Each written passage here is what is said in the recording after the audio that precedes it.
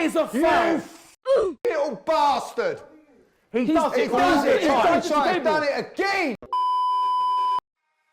Mungkin untuk beberapa orang ketika kita bahas overtaking atau menyalip ya, pasti pikirannya ya nyalip mah nyalip aja, apa susahnya emang?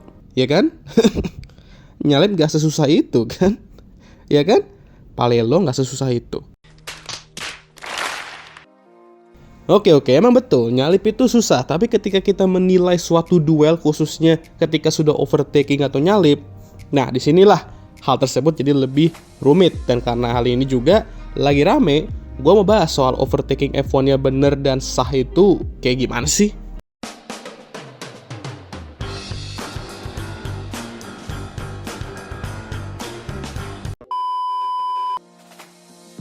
Hal ini jadi rame setelah 2 balapan terakhir dan dilakukan oleh pembalap yang sama. Dan bukan Max ya, walaupun karena dia juga yang buat hal ini dipeributkan dalam beberapa tahun ini. Tapi sebenarnya malah dia yang jadi korbannya kali ini. Tapi surprise pembalap itu ialah Oscar Piastri. Dan sebelum kita bahas kejadian-kejadian yang telah terjadi terkait hal ini, kita bahas dulu lah overtaking yang sah dan legal itu sebenarnya kayak gimana sih kalau menurut rulebook yang sekarang. Karena inilah pondasi kita ketika bahas soal ini di masa kini dan yang akan mendatang sebelum diubah lagi karena alasan apapun itu nanti. Dan ini gue ambil sumber-sumbernya dari beberapa konten kreator, pundit, jurnalis, dan tentu saja rulebook itu sendiri. Karena ini emang se-complicated itu dan mereka dapat membantu kita juga dalam lebih memahami rulebooknya. Jadi pertama-tama kita lihat dulu siapa yang menyerang untuk overtake dan siapa yang bertahan dan jadi makanan untuk disalip. Setelah itu ketika pembalap A mau overtake pembalap B, maka ban depan pembalap A sudah harus setara atau di depan cermin mobil pembalap B sebelum pengereman dan apex tikungan. Itu sah ya, jadi catat ini.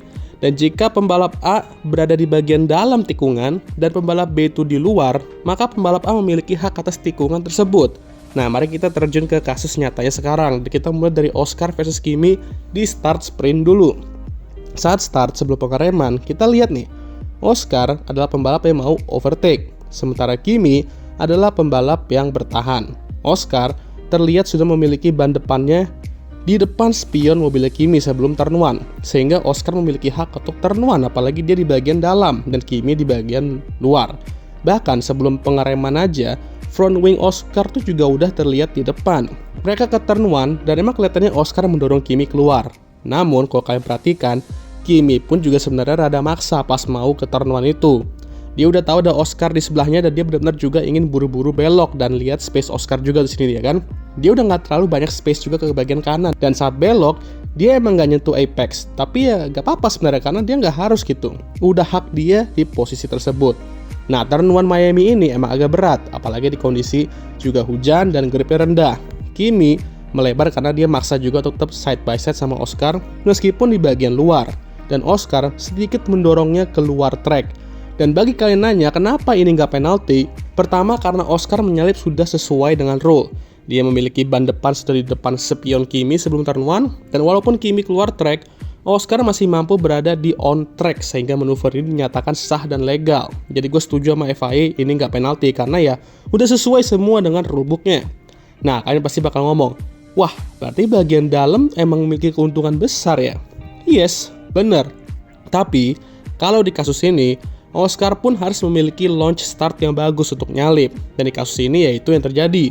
Kimi launchingnya kurang dan Oscar kayak roket. Seandainya Kimi launchingnya juga kayak roket saat start itu, ya dia bisa langsung cover sisi inside dan memaksa Oscar untuk di belakang atau ke sisi luar tikungan. Wajarlah Kimi masih magne, belum ada banyak pengalamannya dan bergelut dengan mantan maknya juga BTW. Lah, iya juga ya. Nah, kita ke kasus serupa yaitu balapan sebelum di Jeddah. Sama nih saat start Max pole kali ini ya. Dan Oscar lagi-lagi di posisi kedua. Dan posisinya juga sama. Posisi kedua berada di bagian inside menuju tikungan pertama. Nah sama nih, launchingnya Oscar itu kayak roket. Dan Max ya udah so-so aja. Dan menuju tikungan pertama, Oscar sudah memiliki ban depannya di depan spion Max. Dan bahkan front wingnya juga udah sedikit di depan menuju turn 1. Sama ya kan kasusnya. Dan yang paling penting, dia berada di sisi dalam. Nah sama kayak Kimi, Max juga masih mau maksa berada di sisi luar dan coba untuk tetap mempertahankan posisi. Tentu saja lah ya, ini Max Verstappen yang kita bicarakan. Akhirnya, Max sendiri harus keluar track. Sama ya, ini turn 1 Jeddah juga lumayan tricky dan bahkan lebih sempit dibandingkan Miami, dan bahkan Oscar pun juga sudah menyentuh apex ya, dimana baik lagi nggak harus, tapi ya ini mengingat ini ketat tikungannya ya udah.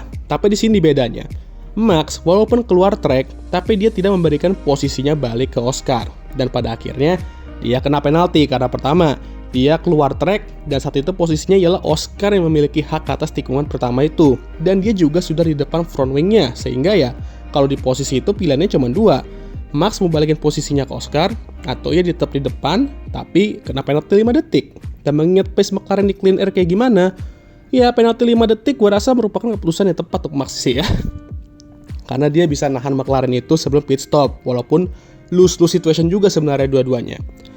Jadi dalam dua kasus ini FIA udah bener, Oscar juga mampu memanfaatkan rule baru ini dengan baik, dan lucu juga Max kemakan sama triknya sendiri. Nah, ada kasus lagi di Miami Grand Prix kemarin yang realnya ya, balapan realnya, yaitu Max dan Lando saat start. Nah, di sini Lando yang nge-tag dan Max yang defend. Jadi agak sedikit berbeda nih. Ban depan Lando sudah setara nih, dan mungkin sedikit di depan spion. Tapi bedanya, Max berada di bagian dalam tikungan, dan ini mereka sudah ada di tikungan sebenarnya, bukan di lurusan sebelum tikungan pada dua kejadian yang udah kita bahas sebelumnya. Di sini, Max juga masih sedikit di depan front wingnya dan punya hak atas tikungan tersebut karena berada di bagian dalam.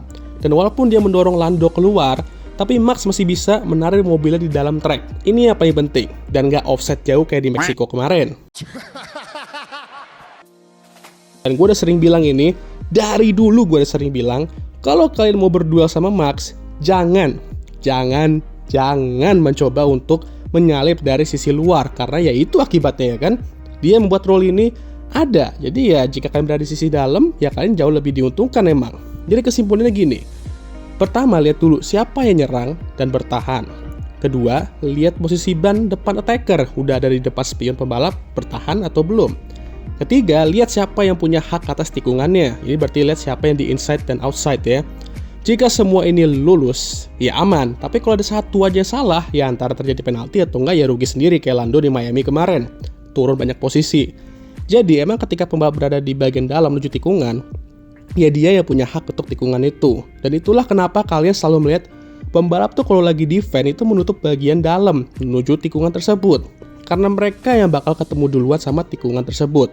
Sebenarnya, kalau kita bahas overtaking atau menyalip kayak gini, itu loophole atau gray area-nya tuh banyak banget. Makanya mereka membuat rule ini biar lebih diperjelas, dan jujur itu pun terkadang masih bisa terekspos juga gray area-nya. Jadi jangan heran kalau banyak yang berdebat di sosmed kalau udah bahas beginian, karena se-complicated itu emang cuy. Jadi susah, banyak gray area-nya. Tapi sayang menurut gue pribadi nih, peraturan baru ini membuat salip menyalip bisa jadi lebih sedikit kotor, apalagi kalau yang punya sisi dalam bisa sedikit ke orang pembalap sisi luar dan berujung keluar track ya yang sudah-sudah ini. Tapi di saat yang sama, ya ini bisa jadi tantangan menarik untuk pembalap F1 dalam segi attacking dan defending. Lihat duel Oscar dan Max kemarin, yang dimana Max benar-benar mencoba untuk selalu ambil sisi dalam, dan Oscar juga sepanjang duel itu melihat tuh, mencari gimana cara dia menyalip. Dan kadang ini pun juga harus dibutuhkan rasa kepercayaan dan saling mengenal satu sama lain. Kalau kita lihat saat Oscar nyalip Max, dia tuh di sisi luar, tapi udah jauh di depan ban dia dari Max. Tapi dia kan di sisi luar, dan dia tahu walaupun Max sudah jauh di belakang, dia masih di sisi inside nih, di sisi dalam. Dia pasti bakal dive bomb, mencoba untuk narik mobilnya setara dengannya agar bisa memiliki hak atas tikungan itu. Dan pasti bakal late braking juga, karena udah jauh kan posisi mobilnya. Jadi yang Oscar lakukan ialah membiarkan Max melakukan halnya seperti biasa, tunggu sampai dia buat kesalahan dan over braking itu, dan dia switch back ketika Max sudah off track dan ambil pimpinan balapan. Jadi yang nggak selamanya bagian dalam itu menguntungkan. Kalau udah jauh di belakang sebelum tikungan mau di bagian dalam atau luar, ya sama aja, udah susah mau fight back biasanya. Dan banyak yang melakukan teknik putus asa kayak Max di situ. Jadi baik lagi, menyalip tidak semudah dan sesimpel itu. Ada banyak faktor yang harus diperhatikan selain dari mencoba untuk menyalip. Lu harus paham, lu duel sama siapa. Lu harus tahu rulebooknya itu kayak gimana. Dan di saat yang sama lu juga harus tahu kapan lu bisa action menyalip dan kapan lu harus lay low dulu. Di saat yang sama juga dengan defending, dimana lu harus memposisikan mobil lu untuk defend. Jadi strategi itu juga penting, dan mengingat mereka balapan di mobil yang melaju 300 km per jam secara rata-rata, nggak bisa lelet juga dalam mengatur strategi itu. harus cepet, dan itulah kenapa gue respect sama mereka semua. Janganlah kalian doain atau bercandain mereka untuk crash, kurang ajar batu berarti kalian.